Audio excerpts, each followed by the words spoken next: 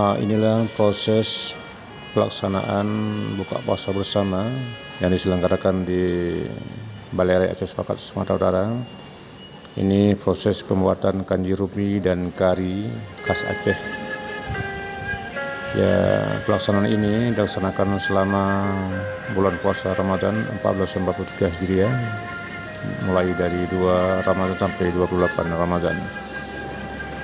Prosesi pembuatan bubur rumbi ini ya sebagai khas masyarakat Aceh, baik di perantauan maupun di Nanggala Darussalam.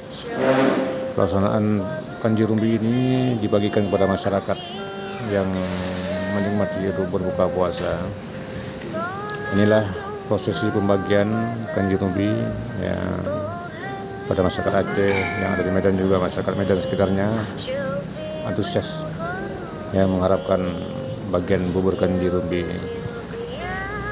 Ini dapat kami laporkan dari Balai Raya Aceh Sepakat Sumatera Utara. Selamat menunaikan ibadah puasa Ramadan 1443 Hijriah. Assalamualaikum warahmatullahi wabarakatuh.